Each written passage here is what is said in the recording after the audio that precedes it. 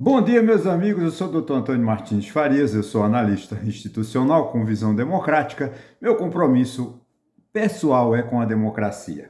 Hoje são 22 de abril de 2026, não gravei vídeo sexta-feira, em decorrência de que eu tive um compromisso em Caruaru e o horário não foi compatível com a gravação do vídeo, portanto, peço desculpas. Hoje eu falo de um título chamado assim, Inteligência Artificial, o avanço que pode estar esgotando o ser humano. É o assunto da moda, todo mundo fala, né? Hoje eu quero convidar você a fazer uma reflexão, né? Nós estamos vivendo, na verdade, uma era da inteligência artificial. Tudo inteligência artificial. Nos carros, nos telefones, nas escolas, né? É uma tecnologia que promete uma revolução. E essa revolução, eu acho que ela já está presente. Ela promete resolver vamos dizer assim, as atividades ou as tarefas rotineiras, sobrando tempo para nós pensarmos, analisarmos e refletirmos sobre outros assuntos, com mais eficiência, com mais tempo. Isso é com mais produtividade. Isso é o que promete, né? Mas eu lhe faço uma pergunta muito simples. Nós estamos realmente ganhando tempo? Ou estamos perdendo algo essencial? Eu acho que nós estamos perdendo algo essencial. Por quê? Porque nós estamos esquecendo de conviver com o próximo, de aproximar. Os escritórios, os home offices são ótimos, né? Tudo isso proporcionado por essa tecnologia. Mas as pessoas não interagem, as pessoas não conversam entre si.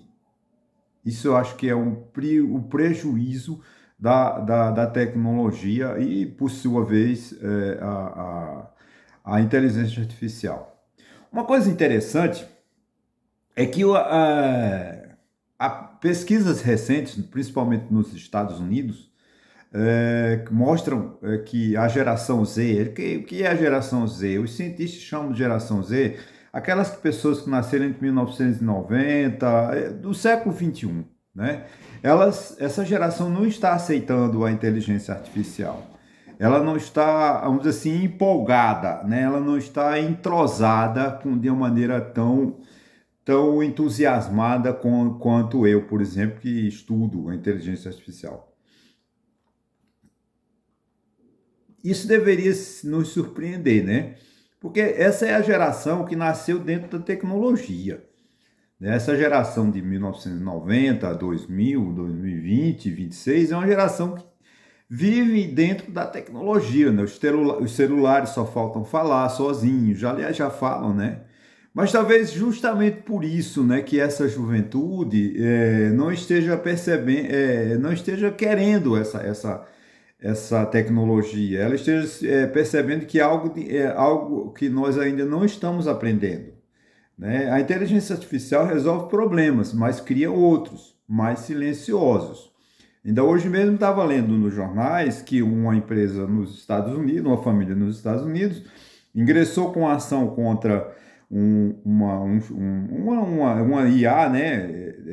Que ele chama modelo de, não sei de quem é, não sei se é de uma IA, uma empresa que fornece serviço de IA, porque segundo informações, esses dados, né, ensinaram a uma pessoa a manipular armas e cometer assassinato. Aí a gente fica brigando aqui pela liberdade, né? Porque se você proibir a inteligência artificial de passar esse tipo de informação, vamos dizer, é culpa da censura. Não é, porque é o cuidado que as pessoas devem ter. Porque, por exemplo, muitas pessoas podem praticar suicídio através de informações da inteligência artificial, que ela não erra. Veja bem, a inteligência artificial erra. A inteligência artificial, ela comete erro. Por quê? Porque ela é uma máquina, ela é um cálculo, ela aprende os que fazem os engenheiros dos algoritmos, enchem as máquinas de dados. E ela trabalha, ela não quer saber se é verdade, se é mentira, ela trabalha com a plausibilidade ou a proporcionalidade, palavra A tem que se encaixar na palavra B, na palavra C e assim sucessivamente. Ela vê qual é a melhor condição. Então, a inteligência artificial, se você não usa com ética, você não usa com moral, ela pode te levar a praticar crimes, mas não é culpa da inteligência artificial, gente, é culpa do ser humano, né? Vamos colocar isso entre aspas, porque a máquina erra, a inteligência artificial erra, mas a inteligência artificial erra, a inteligência artificial ela não sabe distinguir o que é dor, apesar de ter um cientista hoje no Estadão dizendo que a IA já sente dor, já sente, né? Isso aí não está ainda comprovado, foi apenas um cientista hoje no Estadão. Quem quiser ler essa matéria, uma entrevista dele, ele disse que provavelmente as IAs sintam dor e tenham direitos e a gente ainda não está preparado para absorver, para compreender essa situação. Mas a inteligência artificial, ela faz aquilo, ela obedece ao comando ou prompt, né, que eu peço, eu escrevo, eu faço uma pergunta e ela me responde, porque ela não sabe separar o que é um fato histórico, o que é uma realidade, o que é um pensamento filosófico, um pensamento científico. Ela responde de acordo com a linguagem do povo, de acordo com a linguagem que ela foi preparada para isso. Então, o que está acontecendo é a falta de educação, né? Que ainda nós não paramos para percebermos que não é culpa do computador, não é culpa da máquina, mas culpa da nossa falta de educação, da nossa falta de ética, da falta de moral. A inteligência artificial pode pensar? Sim, pode, já tem gente dizendo que sim, né? Que ela pensa. A inteligência artificial pode pensar, mas quem decide é o ser humano. A decisão, se eu faço uma consulta à IA sobre determinado uso de uma arma, ela vai me ensinar como manipular aquela arma, né? Como atirar. Mas se eu for matar alguém, não é culpa da IA, é culpa minha que já estou com a má vontade de fazer o mal. Isso não é culpa da IA. Mas, infelizmente, nós não estamos preparados para o uso da inteligência artificial. Por isso essa minha preocupação de conversar um pouco sobre isso, porque a gente tem que ter responsabilidade, né? A decisão, a IAA, a inteligência artificial, quando você vai, por exemplo, você entra lá num um IAA da vida, tem ChatGPT, tem Gemini, tem uma série deles. Você pode consultar o que você quiser. Ela vai te dar uma resposta certa de acordo com a pergunta que você fez, porque ela não está pensando ela vai juntar as palavras, ela vai fazer um conjunto de informações. Aí se você, o que é filosofia? Ela vai dizer o que é filosofia. Agora, se você disser, fale da filosofia de Platão, combinando com a filosofia de BC, e, sabe, com a filosofia moderna, compare Platão com o Spinoza e assim sucessivamente. Aí ela vai te dar uma resposta mais precisa. Agora, se você pergunta o que é, por exemplo, o que é dengue, ela vai dizer apenas o que é dengue. Agora, se você perguntar qual é o remédio que cura a dengue, ela vai ler todos os remédios que provavelmente tem uma substância que combate a dengue, ela vai te informar. Aí se você compra um remédio e morre, a culpa da máquina não foi você que consultou. Ela está lá, aquela informação é dela, ela está lá pronta para te responder. Então é preciso que a gente tenha essa responsabilidade de compreender qual é o potencial. O potencial da IA é infinito, eu diria. Porque é uma ciência que, pela primeira vez, ela trabalha a mente, né? Vamos dizer assim, ela muda a linguagem, ela molda a linguagem, ela cria a linguagem do ser humano. A IA não tem uma linguagem, ela tem a linguagem do ser humano, ela retrata o pensamento humano, aquilo que está nos prompts, aquilo que está nos algoritmos lá, que é a reação humana. Agora, sempre a decisão final é nossa, né? Quando eu pergunto uma coisa para a IA, para a inteligência artificial, e ela me responde, A responsabilidade é minha. A máquina não vai responder por nada, por crime, não. Se eu chego na IA e falo, olha, copie o livro de Machado de Assis, sei lá, Memórias Póstumas de Brás Cubas, e diga que é de Antônio Martins de Farias e publique, ela vai publicar. Ela cometeu o crime? Não, quem cometeu o crime de plágio fui eu. Ela vai ficar na dela, né?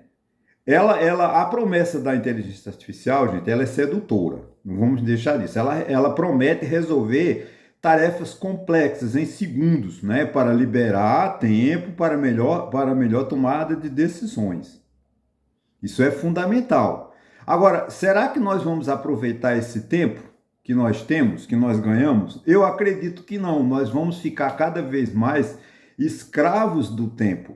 Porque o ser humano, ele não, quando você sai o ócio é essencial. Eu vou até falar disso daqui a pouco, mas eu preciso de...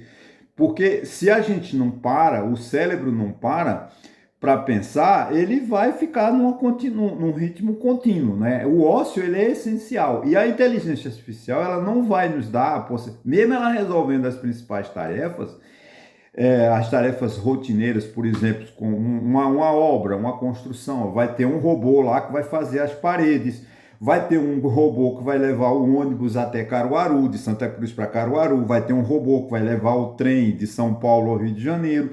Tudo isso vai acontecer, que é aquela tarefa rotineira. Agora, quem pensa como levar esse trem, quando levar esse trem, como calcular o tempo, isso é o ser humano. Né? E o ser humano vai ficar muito sobrecarregado, né? Vamos olhar para a realidade, né? Esse tempo que reganhamos não virou descanso, né, gente? Virou mais exigência, mais decisões, virou mais pressão. O que está acontecendo é isso. A tecnologia veio, mas ela não diminuiu o volume de trabalho, o volume de responsabilidade. Muito pelo contrário, ela aumentou, né? As pessoas acreditavam que quando inventasse as calculadoras, as pessoas deixariam de fazer contas, mas não. A calculadora foi apenas um instrumento. Né? Quando se juntar todos os livros numa biblioteca que resolveram fazer isso, achavam que as pessoas iam ficar burras sem ler. Não, mas as pessoas foram ler, mas ao mais tempo você lê livro numa biblioteca é muito trabalhoso. Né? Eu acho que é importante demais o fim do ócio, como eu falei aqui daqui a pouco. Aqui está um dos pontos mais importantes, né? Quando a execução deixa de ser um limite, o trabalho perde o seu ritmo natural. As pessoas não têm mais pausa, né? As pessoas elas não param mais, porque se você não está produzindo, você está no celular conversando com as redes sociais, e as pessoas estão conectadas dia e noite. Tem gente que acorda 2 horas da madrugada para atender o celular, para ver mensagem. Às vezes eu faço isso. Né? Tem um produtor de vídeo sobre espiritualidade, eu não sei de onde ele é, se ele é de São Paulo, é do Paraná, e ele, não sei porquê, ele só publica os vídeos dele 23 horas e 40 e alguns minutos, faltando pouco para meia-noite. E aí, às vezes eu acordo e vou ouvir lá o vídeo o nome dele é Ednei, acho que é Ednei, ou Ednelson, não sei agora o nome, desculpa. Então eu vejo, mas eu tenho que falar a verdade, né? Mas isso prejudica. Porque onde que a gente vai pensar? Porque a gente precisa de botar o nosso cérebro para descanso. O ócio, ele é essencial, né? Às vezes, não para o resto da vida, mas no final de semana. As férias, elas não são... o inventor, o comunista acha que você tem que viver o tempo todo de férias. O capitalista diz que tem que acabar com as férias, né? Como o Antônio Emílio de Moraes se vangloriava que estava trabalhando 30 anos e nunca tirei férias. No dia que tirou, ficou encantado e disse, como é bom tirar férias. A ignorância de Antônio Emílio de Moraes, saudoso Antônio Emílio de Moraes, ele criticava as férias dos trabalhadores. Mas as férias, a hora do almoço, não é imposição, é necessidade que nós temos de parar, nós temos de repensar o nosso cérebro. Férias não é para você viajar. Claro que o importante, a importância das férias, qual é? A importância da hora do almoço é a sociabilidade. Porque nas férias que você viaja, você revê suas famílias, você constrói amigos, você faz amizade, você melhora, você amplia o seu leque de informação, o seu leque de felicidade. Um final de semana, um almoço num restaurante, você fica amigo do garçom, faz amizade com outro companheiro de trabalho, você interage. Tudo isso é importante na vida da gente. Agora, com a internet, com as redes sociais, isso desapareceu. Porque nós nos comunicamos mais com quem está do nosso lado. É comum você entrar num restaurante e ver namorados, ao invés de estar se beijando, se abraçando, cada um está no celular, falando com quem a gente não sabe. Ah, você está com ciúme? Não, é que se eu estou com a minha namorada, quando eu tiver, eu vou estar com ela, não vou estar com o celular. Né? Porque a gente precisa, o ócio é a recuperação do ser humano, a recuperação, dizer assim, é o backup, faz um backup lá do que a gente pensou, guarda, e quando a gente precisar, ele está lá arquivado. Se você não tem esse tempo para essa reflexão, tudo que passa vai passar e você não vai guardar nada, você não vai lembrar de nada. Sem pausa não há equilíbrio. E sem equilíbrio não há lucidez, né, gente? Isso é fundamental. Nós estamos entrando num novo tipo de cansaço. Antes o desgaste era físico, hoje o desgaste é mental.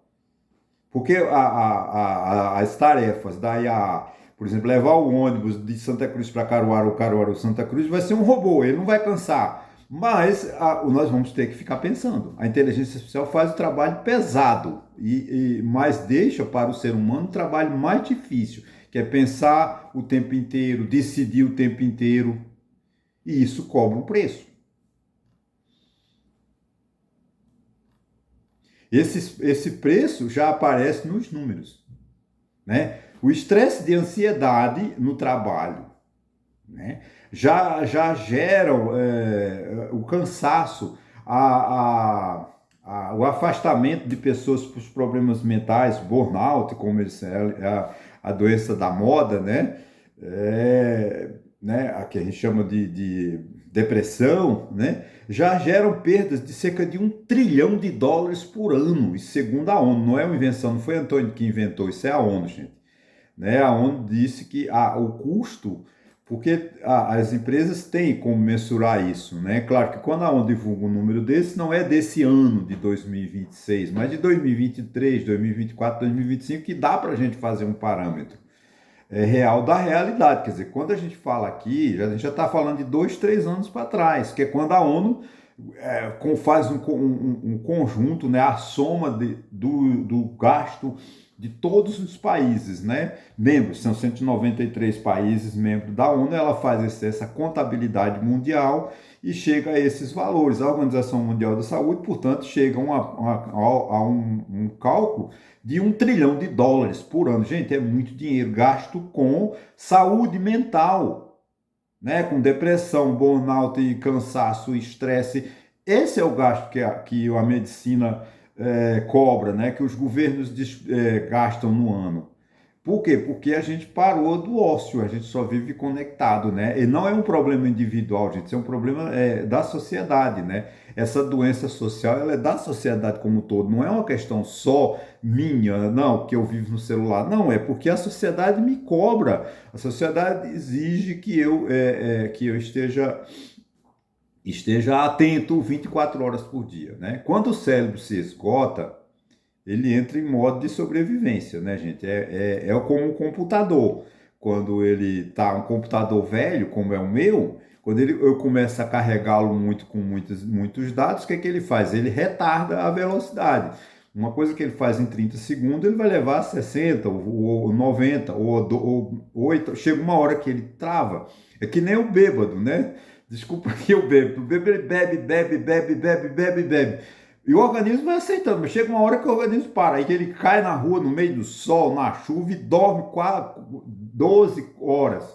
Por quê? Porque é o organismo que deu aquele choque nele para ele ter aquela queda de sono. Claro que tem a ajuda aí dos espirituais, né? Os espíritas também, os espiritualistas, os religiosos vão dizer que também tem influência, mas ele dorme por quê? Porque o corpo dele está precisando. Se o corpo dele não parar, ele vai morrer. Então, a inteligência, o cérebro dá uma trava e aquela pessoa entra no modo, né, de dormir 24 horas para poder ficar bom do porre que tomou. E o cérebro, quando ele está muito ocupado, o que, que ele acontece? Ele vai buscar, né, um alívio imediato. Em vez de decisões inteligentes, ele tem que dar uma parada, né? É por isso que procrastinamos, né? Entra a questão da procrastinação. O cérebro está cansado, você não consegue produzir. Às vezes, quando eu leio muito, eu fico cansado, meu cérebro começa a viajar. Eu falo, opa, né? Aí é onde essa procrastinação, a tomada de decisões ruins, né? Perdemos qualidade do pensamento, porque nosso cérebro está exausto. Então a gente sabe disso, né? Não é fraqueza, né, gente? É limite humano. Como eu falei, nós precisamos desse descanso, né? Dessa falta de atividade para que o nosso cérebro se recupere, nosso cérebro descanse, nosso cérebro remova algumas coisas, guarde outras para poder manter a sobrevivência da nossa espécie. Infelizmente, nós estamos muito atarefados. Agora, não é culpa da inteligência artificial, gente. A tecnologia está para nos auxiliar, mas infelizmente as pessoas estão usando para morrer. Mas aqui está um ponto de equilíbrio, né? A inteligência artificial não precisa ser um problema. Ela pode ser uma aliada, né? Inclusive para lembrar de parar, né? Ela pode dizer, olha, para, né? É muito interessante, né? Porque aqui eu me faço uma pausa e o Machado de Assis, Clarice Lispector, só vou citar dois que eu me lembro, que eu li obras dele, e eles têm esse hábito. No meio do livro, o Machado de Assis costuma dizer assim, pare, você não está entendendo nada, volta para o próximo volta ao capítulo anterior. Quer dizer, isso é o próprio Machado, em 1800 e alguma coisa, ele já compreendia essa psicologia, né? Que a gente precisava de parar. Então ele chega, Clarice Lispector também diz, você não está entendendo nada, pare, vá para a cama, vá dormir, depois você volta a ler. Porque você vai começar a ler, o teu cérebro começa a cansar, daqui a pouco realmente você precisa de um descanso. Então a gente precisa de encontrar, a inteligência artificial não é uma ferramenta para ser condenada. Agora, ela precisa de ser usada com equilíbrio, usada, né, para organizar o nosso tempo, para reduzir os excessos, para proteger nossa mente. Mas isso depende de uma escolha, né? A inteligência artificial não é um problema. O problema é como estamos vivendo com ela, né? Se não tivermos cuidado, vamos produzir mais, decidir mais, pensar mais e viver menos, que não vale a pena. Para que eu produzir, ficar rico, querer juntar, até eu não viver? Não é melhor ter um pouquinho de calma, viver feliz, buscar, né, conhecer amigos, fazer amigos, um bate-papo, né, um verdadeiro avanço, né, está em fazer tudo mais rápido, né? Tudo se quer rapidez, mas será que vale a pena? É melhor a gente, às vezes, né, ter um pouquinho mais de paz, né? Gente, eu já vou chegando ao fim e eu confesso a você que esse tema é um tema que está muito fora do meu conteúdo, né, que eu publico. Mas eu acho interessante demais a gente refletir nesse mundo tão conturbado, tão desastrado, que a culpa não é do governo, a culpa não é do Donald Trump, a culpa é nossa. A gente é que precisa encontrar o nosso equilíbrio, né? Viver a inteligência artificial, ela não vai resolver os problemas do mundo. Muito pelo contrário, ela vai trazer problemas, né? Ela vai trazer problemas que a gente tem que saber enfrentar. Agora, só vamos enfrentar com racionalidade, com pesquisa, com estudo, com calma. Porque se a gente for, por exemplo, uma empresa que vamos se imaginar, uma empresa que ela chegue, vai acontecer, tá? Ela vai chegar, por exemplo, uma fábrica de sapatos, ela vai tirar o homem, não vai ter um empregado ali para bater um prego ou costurar um ponto. Vai ser uma máquina. Ela vai produzir? Vai. Mas será que esse produto vai ter não vai ter o design, não vai ter, porque ela não tem a manual, ele não é manual, ele não tem o ser humano ali como, né? Até a forma de empacotar, uma forma de dar vamos dizer assim, um retrato, né? Eu falo de retrato no meu tempo, eu chamava-se de retrato de um objeto que chame a atenção. Eu me lembro hoje tem marcas mundiais, né? Marcas que são eternas, né, que vão ficar para sempre.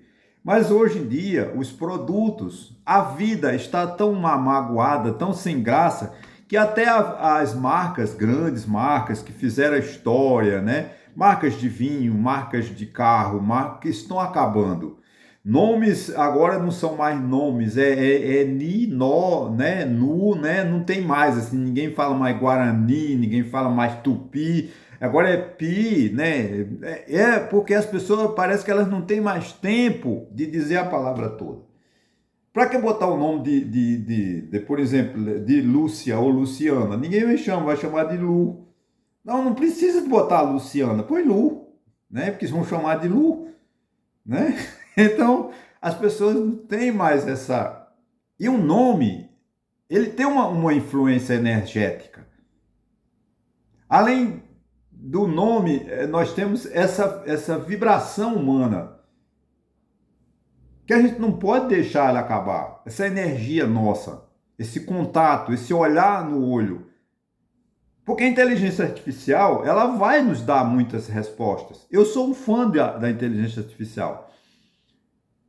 Mas não tira, ela não vai tirar a graça humana. O sorriso de uma criança, uma lorota mal contada, na hora inapropriada. Isso é do ser humano. É do convívio no escritório com 40, 50, 60 pessoas. Hoje está difícil da gente achar. Mas esse contato ele é fundamental. E a inteligência artificial, se a gente deixar, ela vai deixar a máquina parada. E eu vou interagir com quem? Agora, não podemos esquecer, a responsabilidade é nossa, não é culpa da inteligência artificial. A inteligência artificial é um instrumento, é uma ferramenta maravilhosa. É útil, será muito útil, não sei o destino do mundo, porque vai depender de como usar. Se você usar a inteligência artificial como perguntas e respostas rápidas, nós vamos tornar uma sociedade, desculpa o termo, uma sociedade de analfabetos.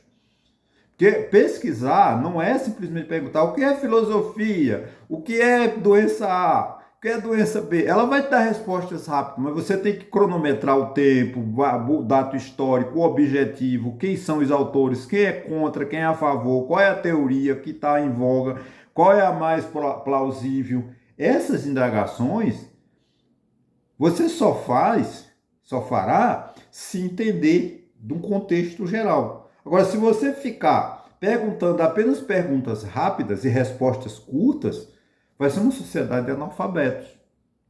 Como cria nessa sociedade de inteligência artificial, ela vai, como em 1450, 1430, quando Gutenberg descobriu a máquina de imprensa, criou uma geração de analfabetos. Então as pessoas tiveram que aprender a escrever, ler e escrever.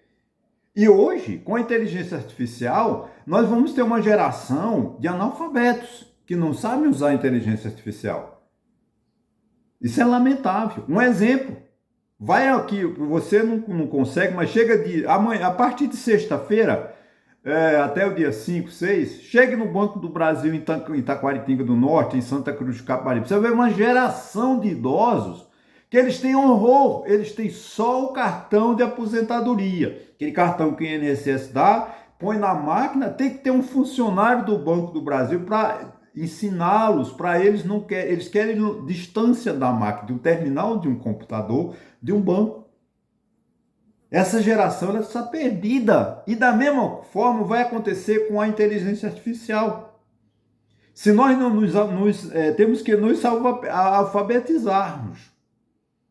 A inteligência artificial exigirá de nós uma nova forma de nos alfabetizarmos, uma nova forma de aprendermos como usarmos a tecnologia em prol das nossas necessidades e das necessidades gerais. Não vamos achar que a inteligência artificial vai nos dar pronto. Se a gente quiser o que a inteligência artificial nos dá pronto, é uma informação falsa. Porque a decisão, a escolha sempre será do ser humano. Ok, gente? Muito obrigado. Se você chegou até aqui, se inscreva no meu canal. Não se esqueça de fazer seus comentários. Muito obrigado e até sexta-feira.